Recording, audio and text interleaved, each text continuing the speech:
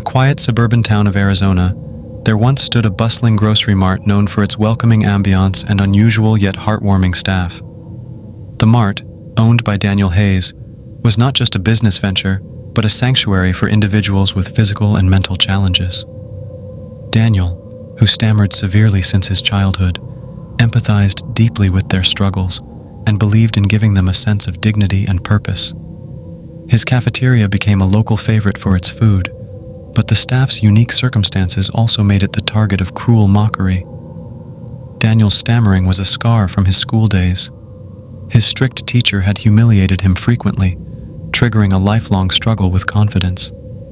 As he grew older, his stammering became a magnet for ridicule. Despite these setbacks, Daniel persevered, and with his father's support, built a thriving business. His mart became a beacon of hope for others like him.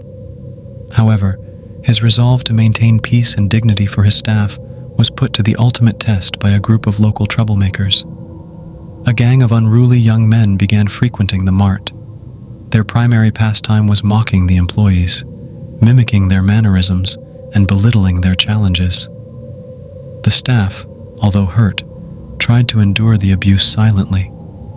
But the gang's antics escalated when they secretly filmed their bullying and uploaded the videos online, captioned with derogatory remarks. One of the clips even showed Daniel, stammering as he tried to intervene, being mocked mercilessly.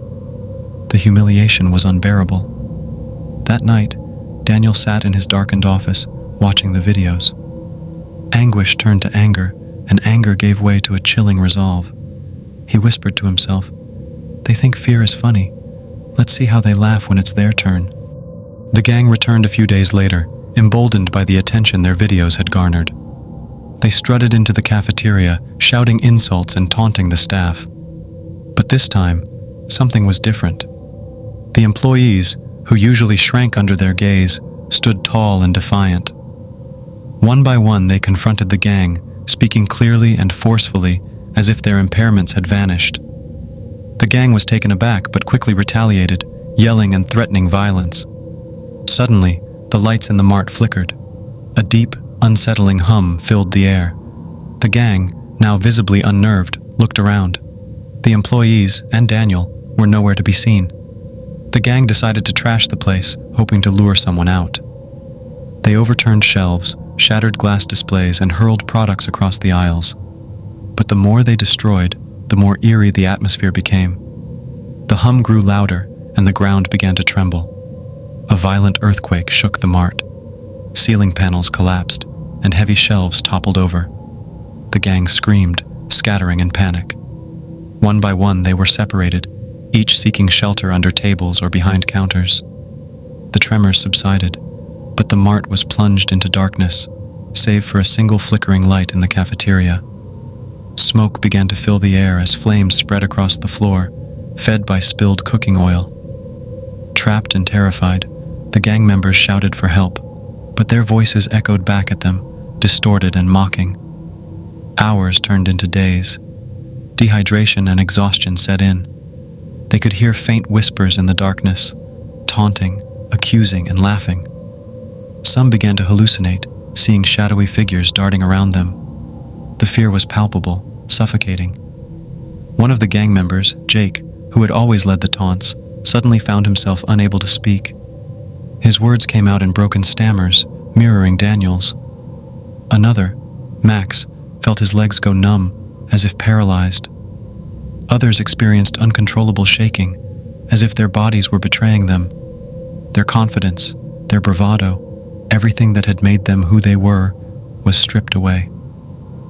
On the third night, just as the fire threatened to consume the entire building, a booming voice echoed through the mart. It was Daniel. "You thought fear was a game? You thought humiliation was your right? Now you know what it's like to feel powerless, to be consumed by fear." Through the smoke, the gang saw Daniel standing in the cafeteria, his stammer gone, his voice steady and commanding. Behind him stood his employees, their faces calm and resolute.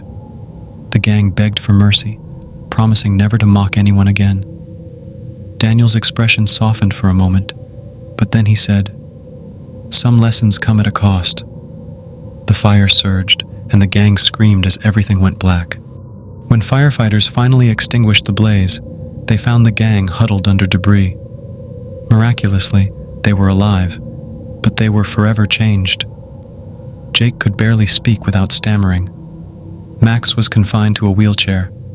Others developed severe anxiety, unable to step out of their homes without breaking into a cold sweat. The mart and cafeteria were gone, reduced to ashes, but rumors swirled about what had truly happened that night. Some said the mart was haunted, that the ghosts of the bullied had risen to exact revenge. Others believed Daniel had orchestrated everything, sacrificing his business to teach a lesson that would never be forgotten. Daniel and his employees were never seen again, but their story lived on, a chilling reminder of how fear can shatter lives, and how those who inflict it might one day face it themselves. Years later, the gang members, now shadows of their former selves, still heard Daniel's voice in their nightmares. His final words echoed endlessly in their minds. Fear doesn't just break you, it changes you.